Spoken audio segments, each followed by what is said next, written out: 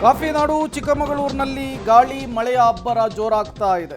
ಕೊಪ್ಪ ತಾಲೂಕಿನಲ್ಲಿ ಭಾರೀ ಪ್ರಮಾಣದಲ್ಲಿ ಗುಡ್ಡ ಕುಸಿತವಾಗ್ತಾ ಇದೆ. ಕೊಪ್ಪ ತಾಲೂಕಿನ ಹುತ್ತಿನಗದ್ದೆ ಗ್ರಾಮದಲ್ಲಿ ಘಟನೆ ನಡೆದಿರುವಂಥದ್ದು. ಮನೆ ಪಕ್ಕದಲ್ಲಿಯೇ ಧರೆ ಕುಸಿತಾ ಇದೆ. ಟೆನ್ಷನ್ ಸಹಜವಾಗಿಯೇ ಜಾಸ್ತಿ ಆಗ್ತಿದೆ. ಮತ್ತಷ್ಟು ಕುಸಿದ್ರೆ ಮನೆಯೇ ಕೊಚ್ಚಿ ಹೋಗುವಂತಹ ಸಾಧ್ಯತೆ ಇದೆ. ಪ್ರತಿ ಬಾರಿ ಮಳೆಗಾಲದಲ್ಲಿ ಈ ಮಲೆನಾಡು, ಕರಾವಳಿ ಮತ್ತು ಚಿಕ್ಕಮಗಳೂರು ಕಾಫಿನಾಡಿನ ಭಾಗದಲ್ಲಿ ಇದೊಂದು ಸರ್ವೇ ಸಾಮಾನ್ಯ. ಹಾಸನದ ಭಾಗದಲ್ಲಿ ಜೋರು ಮಳೆ ಆಗ್ತಾ ಇದ್ದ ಹಾಗೆಯೇ ಧರೆ ಕುಸಿಯೋದು, ಈ ರೀತಿಯ ಅವಾಂತರಗಳು ಸೃಷ್ಟಿಯಾಗೋದು ಆಗ್ತಾನೆ ಇರುತ್ತೆ. ಈಗ ಮತ್ತೊಮ್ಮೆ ಚಿಕ್ಕಮಗಳೂರಿನಲ್ಲಿ ಇದೇ ರೀತಿಯ ಆತಂಕ. ಕೊಪ್ಪ ತಾಲೂಕಿನ ಹುತ್ತಿನಗದ್ದೆ ಗ್ರಾಮದಲ್ಲಿ ಧರೆ ಕುಸಿತಾ ಇದೆಯಂತೆ. ಸ್ಥಳೀಯರಲ್ಲಿ ಆತಂಕ ಕೂಡ ಜಾಸ್ತಿ ಆಗ್ತಾ ಇದೆ. ಅದು ಕೂಡ ಜನನಿಬಿಡ ಪ್ರದೇಶದಲ್ಲಿ ಧರೆ ಕುಸಿತವಾಗ್ತಾ ಇರೋದ್ರಿಂದ ಜನ ಹೊರ ಬರೋದಕ್ಕೂ ಭಯ ಆಗ್ತಾ ಇದೆ, ಮನೆ ಒಳಗಡೆ ಇರೋದಕ್ಕೂ ಕೂಡ ಭಯ ಆಗ್ತಾ ಇದೆ. ಹಾಗಾಗಿ ಈಗ ಆತಂಕದಲ್ಲಿಯೇ ದಿನವನ್ನು ದೂಡಬೇಕಾದಂತಹ, ಕಾಲವನ್ನು ಕಳೆಯಬೇಕಾದಂತಹ ಪರಿಸ್ಥಿತಿ ಚಿಕ್ಕಮಗಳೂರು ಜಿಲ್ಲೆಯ ಕೊಪ್ಪ ತಾಲೂಕಿನ ಹುತ್ತಿಗದ್ದೆ ಗ್ರಾಮದಲ್ಲಿ ಈಗ ನಿರ್ಮಾಣವಾಗಿರುವಂಥದ್ದು. ಮತ್ತೊಂದು ಕಡೆ ಮಳೆ ಧೋ ಅಂತ ಸುರಿತಾ ಇದೆ, ಬಿಡ್ತಾನೇ ಇಲ್ಲ.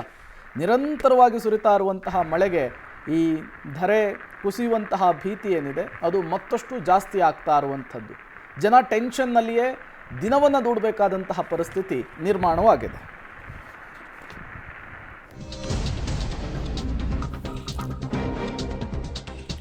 ಕೇರಳದ ವಯನಾಡಿನಲ್ಲಿ ಭಾರಿ ಮಳೆ ಆಗ್ತಾ ಇದೆ. ಕಬಿನಿ ಜಲಾಶಯಕ್ಕೆ ಒಳಹರಿವು ಕೂಡ ಹೆಚ್ಚಾಗಿ ಬರ್ತಾ ಇದೆ. ಯಾವಾಗಲೂ ಅಷ್ಟೇ ಕಬಿನಿ ತುಂಬೋದು ರಾಜ್ಯದಲ್ಲಿ ಮೊದಲು, ಅಂದರೆ ಇಡೀ ಜಲಾಶಯಗಳಲ್ಲಿ ಕಂಪೇರ್ ಮಾಡಿದ್ರೆ ಫಸ್ಟ್ ಭರ್ತಿಯಾಗೋದೇ ಕಬಿನಿ ಜಲಾಶಯ. ಕಾರಣ ಏನು ಅಂತ ಹೇಳಿದ್ರೆ, ಕಬಿನಿದು ಕ್ಯಾಚ್ಮೆಂಟ್ ಏರಿಯಾ ಇದೆಯಲ್ಲ, ಅದು ಕೇರಳದ ವಯನಾಡು.